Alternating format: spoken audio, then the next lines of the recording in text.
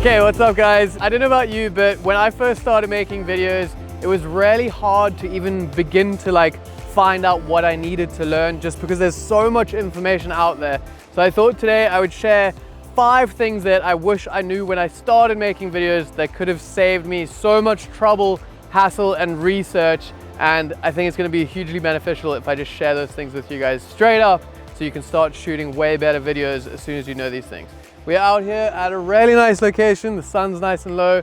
We're going to be shooting Hannah riding the bicycle as a little bit of a demonstration to show you guys what's going on. We're going to start shooting some shots and I'll tell you guys these tips. Today's video is sponsored by Zyro, which is an online website builder that's super easy to use. So the first tip, and something so important, is that I feel like you guys need to shoot sequences instead of individual clips. If you shoot one clip of something cool, say I got one nice shot of Hannah riding her bike here, that's cool, but if you have a whole sequence that you can build and create, it's going to be so much more useful for when you guys are putting that edit together. It's going to create that little story and that flow, rather than just having one random shot. If you're making a travel montage or something, it's not going to be as nice. If I was going to be shooting one clip, I might just do something like this.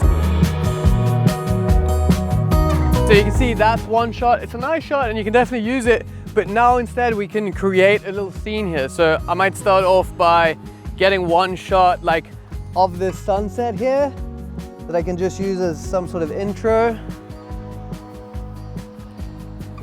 Then I can have the shot of Hannah actually riding, which we already filmed. But then I can also get a few other little cutaway shots of Hannah riding to pair with those. A nice close-up one of her face here, kind of just showing who the person is riding the bike and giving it a little bit more of a story. So Hannah, if you want to ride again, I'm gonna run slightly in front of you.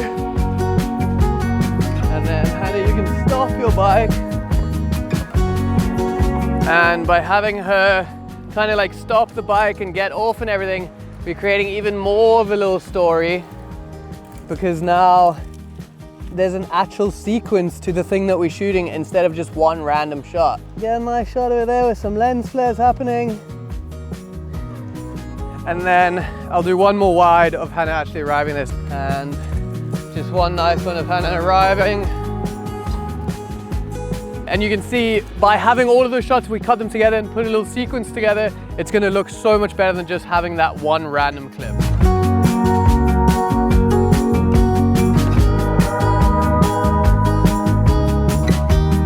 The next thing is going to go hand in hand with the first thing, and that's making sure that you get enough coverage of the scene that you're shooting, so when you get back to the editing room and you're putting your video together, you're not super annoyed at yourself because you end up with not the correct shots that you need to make that edit as best as possible. A nice and easy way to do this, and something that I often stick to when I'm filming little scenes, is that I'll start off by getting one wide, then one medium, and then one close, and I can do that of each little action and scene, and then I can be sure that when I put my edit together, I have exactly the shots that I need for however I end up cutting that footage. Can you just get a nice big shot of really showing everything that's going on here?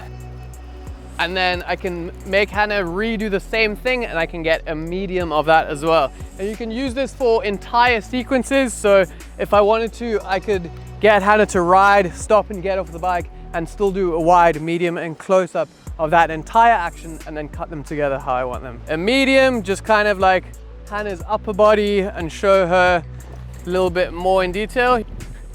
Yeah, this is cool. And then if you want to stop there. Okay, the final one will just be a close-up, and I'm gonna go for Hannah's kind of pedals on here. You wanna go, Hannah?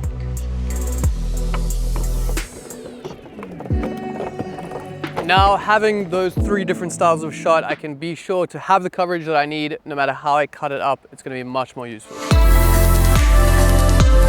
So in filmmaking, and especially when you guys are shooting something like this where your subject is moving, there's something called the 180-degree rule. And basically how this works is that you need to see where your subject is, and you need to pick 180 degrees from there and stay filming from that same side. If you are, for example, I've been shooting all my shots from on the other side of this little boardwalk, so we've had Hannah going from the right to left the whole time. If I was all of a sudden to come on this side of the boardwalk and shoot looking the opposite direction, so that Hannah's moving left to right in my frame, it's not gonna cut well because on the screen, she's all of a sudden going different directions. It feels like she's now turned around and she's maybe coming back this way. And I'll show you guys a little example if we get a shot of Hannah from this side. Hannah, you wanna ride past?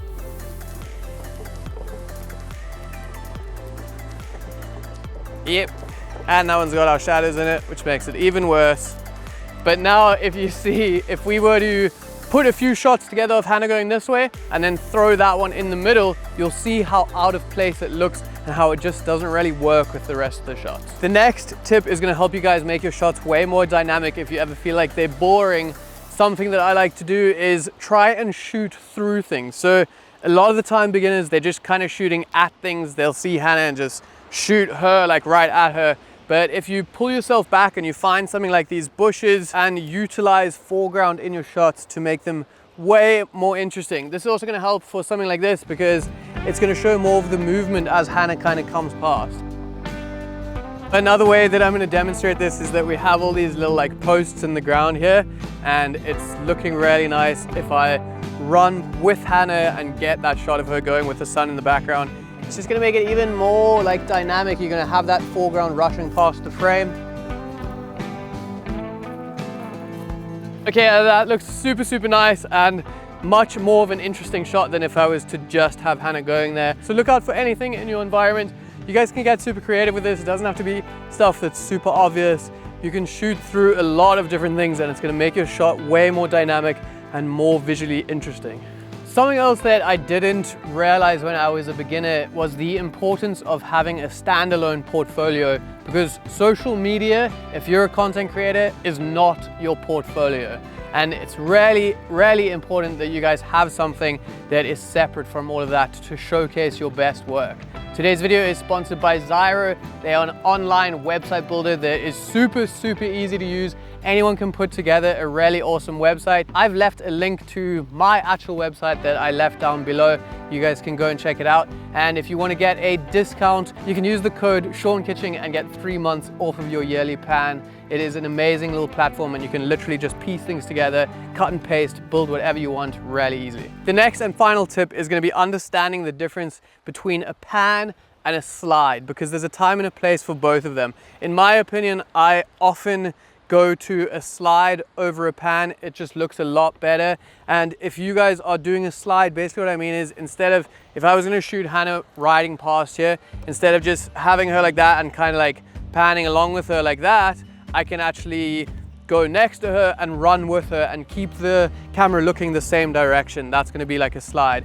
And that kind of gives off a much more cinematic feeling. You have a much more dynamic shot where your foreground and background are moving at different speeds, creating like somewhat of a parallax effect. And it's also much harder to achieve that look with something like a handheld rig, and having a gimbal is going to allow you to do that much easier, which is half the reason why it looks so much more professional and cinematic, because it's a shot that you'll often see in like much higher budget stuff.